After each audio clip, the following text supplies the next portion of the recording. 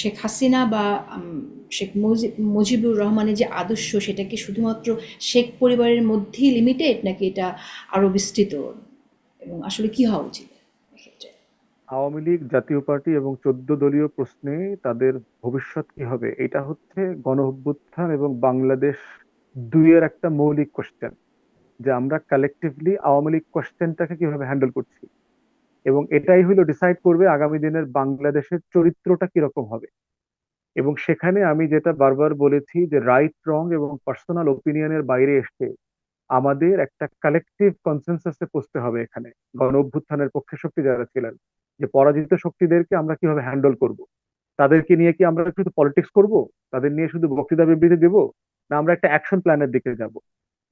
এবং সেখানে আমি একটা পরামর্শ দিয়েছিলাম যে একটা গণ তদন্ত কমিশন করবার জন্য আমেরিকান কংগ্রেশনাল হিয়ারিং এর মডেলে একটা পাবলিক কমিটি হওয়া দরকার, যেই কমিটিতে মানুষ ওপেনলি মতামত দেবে। রাজনৈতিক দল, অংশীজন, সুশীল সমাজের সদস্য যারা আছেন, নাগরিক সমাজ, গণ অভ্যুত্থানের পক্ষে যারা যারা রোল প্লে করেছেন, পেশাজীবীরা, ছাত্ররা, সবাই মিলে, এবং যে কোনো নাগরিক সেখানে আপনার সিনেট হিয়ারিং এ যেটা আছে, কংগ্রেশনাল হিয়ারিং এ আছে, রেজিস্ট্রেশন করে সে তার লিখিত মতামত সেখানে দিতে পারবে। এই মতামতগুলো কি হইতে পারে? আওয়ামী লীগ প্রশ্নে আমি ভেবে দেখেছি যে 6 থেকে 7টা মতামত আসতে পারে আওয়ামী লীগ প্রশ্নে। আওয়ামী লীগ প্রশ্নে প্রথম মতামত আসতে পারে হচ্ছে, রতন ভাই যেটা লাইটলি রেফার করেছেন, দ্বিতীয় বিশ্বযুদ্ধের পরে ফ্যাসিস্ট এবং নাৎসিদেরকে যে মডেলে ডিল করা হয়েছে, আউটরাইট ব্যান করে দেওয়া, এবং সকল কিছু তার সাইন, সিম্বল, মার্কা, নাম, চরিত্র, মুজিব কোড, কালো কোড, যা যা আছে, পেঙ্গুইনের কোড, সবকিছুকে ব্যান করে দেওয়া, এটা একটা মডেল। কিন্তু এটার আবার সমালোচনা আছে যে 1945 সালের পরে মানবাধিকারের ধারণা বর্তমানে অনেক এগিয়ে গেছে। নাগরিক অধিকার, তারপরে হচ্ছে রাজনৈতিক অধিকারের ধারণাগুলো সোভিয়েত ইউনিয়নের সাথে যে স্নায়ু যুদ্ধটা চলছিল এটার মধ্য দিয়ে একটা ডিফারেন্ট লেভেলে চলে গেছে। তাহলে দ্বিতীয় পরামর্শ আসতে পারে সেখানে, যে আমরা এটা সাউথ আফ্রিকান মডেলে ডিল করবো কিনা। যে আপনার ডি ক্লার্কের যে হোয়াইট সুপ্রিমেসিস্ট রেজিম ছিল, এইটার পতনের পরে যেটা হয়েছে, ওখানে ট্রুথ এন্ড রিকনসিলিয়েশন ফর্ম আসছে।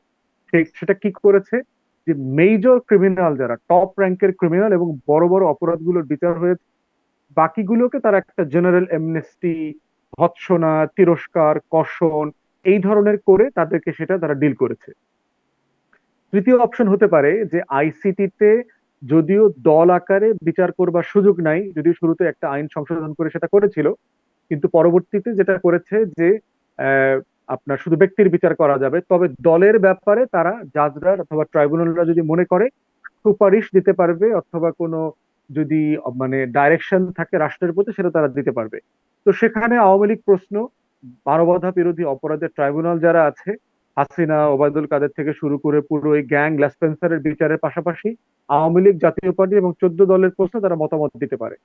চতুর্থত হচ্ছে যে রেশনালি, যেহেতু আওয়ামী লীগ জাতিকে 3টা ফেয়ার নির্বাচন থেকে বঞ্চিত করেছে, আওয়ামী লীগের রাজনীতি নিষিদ্ধ হবে না, কিন্তু আওয়ামী লীগের সাথে সংশ্লিষ্ট কোনো ব্যক্তি, নেতা, কর্মী দলের মার্কায় অথবা স্বতন্ত্রভাবে আগামী 3টা নির্বাচন করতে পারবে না।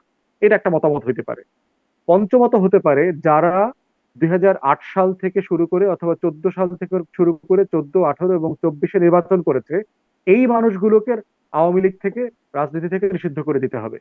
আর একটা অপশন হতে পারে ইউনিয়ন পরিষদ থেকে শুরু করে কেন্দ্র পর্যন্ত যারা কোনো না কোনো ফর্মে গত 16 বছর নির্বাচন করেছে, আওয়ামী লীগের পদস্থ নেতা ছিল, তাদেরকে রাজনীতিতে নিষিদ্ধ করে দিতে হবে। একটা আচ্ছা, হইতে আপনি পারে শেখ এর মাঝে একটি পরিবারের কথা সবাই। বলেছেন যে জি, আপনি এর মাঝে একটি কথা বলেছেন যে আওয়ামী লীগকে কয়েকটি টার্মের জন্য নিষিদ্ধ করা যেতে পারে নির্বাচন থেকে দূরে রাখার জন্য। কিন্তু এখানে একটি প্রশ্ন এসে যায় যে আওয়ামী লীগের যারা সমর্থক আছেন, আওয়ামী লীগের যারা ভোটার্স আছেন, তাদের কি হবে? তারা আসলে তখন কি হবে? তাদেরকে আ আমরা তো দেখি যে বিভিন্ন ছোট, ছোট দল তাদেরকে কাছে টানার আম চেষ্টা করছে, এরকম অভিযোগও আছে যে, এবং অনেকের সাথে লিয়াজও হচ্ছে। আপনার কি মনে হয় যে তখন এই ভোটারদের একটা আসলে বিষয় কি হয়? হচ্ছে যে ওই দেখেন, ফাইনাল ফাইনাল যেটা হতে পারে, একটা হচ্ছে যে একটা বটম লাইনে আমাদেরকে একমত হতে হবে যে শেখ পরিবারের কোনো সদস্য পলিটিক্স করতে পারবে না, রাজনীতি করতে পারবে না। That's the bottom line. কারণ এই পরিবারের প্রত্যেকটা সদস্য অফিসিয়ালি ক্রুকড। তারা বিলিয়নস অফ ডলার শুধু লুটপাট করে নাই, বাংলাদেশে গুম খুনের একটা স্বর্গরাজ্য কায়েম করেছে। তো এটা হলো একটা বটম লাইনের জায়গা। এখন সরকার কি করতে পারে? ধরুন একটা কমিশনের কাছে এই মতামতগুলো আসলো, 7টা 8টা মতামত এসছে। সরকার যেটা করতে পারে, সিম্পল দুইটা জিনিস করতে পারে। এই মতামতগুলোকে ঐক্যমত কমিশনের কাছে রেফার করে দিতে পারে যে আপনারা পলিটিক্যাল পার্টির সাথে বসে একটা কনক্লুশনে আসেন, অথবা এই 7টা 8টা মতামত দিয়ে রেফারেন্ডামে চলে যেতে পারে, গণভোটে। দেশের মানুষ ভোট দিয়ে সিদ্ধান্ত নেয় আওয়ামী লীগ প্রশ্ন জাতি কিভাবে দেখতে চায়। সাধারণ আওয়ামী লীগ ভোটার যারা যারা সিম্পলি ধরেন শুধু নৌকায় ভোট দিচ্ছে, তাদের কি হবে?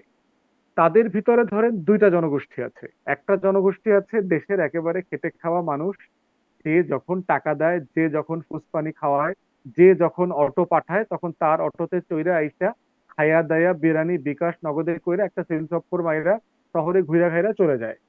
তো তার তো আর কিছু বিচারের কিছু নাই, কারণ সে সব পক্ষের কাছ থেকেই বিকাশ খায়, সে সব পক্ষের কাছ থেকেই নগদে খায়, বিরিয়ানি খায়, ফুসপানি খায়, বিড়ি খায়, পান সিগারেট খায়, সব খায়।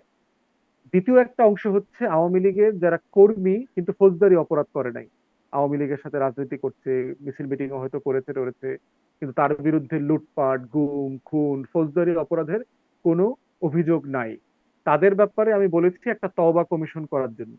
এই তওবা কমিশনের সামনে এসে হেফাজতের আলেম ওলামায়ে কেরামরা এখানে থাকবেন, আইসা এই এখানে এই তাদেরকে মানুষগুলো তওবা করতে তখন হবে। এই মানুষগুলো কি নিয়ে আপনি তওবা করলো, কিন্তু তাদের দল যদি নিষিদ্ধ হয়ে যায় বা নির্বাচন করতে না পারে কয়েকটা টার্ম, তখন তাদেরকে নিয়ে খেলবে তো অন্যান্য দলগুলো।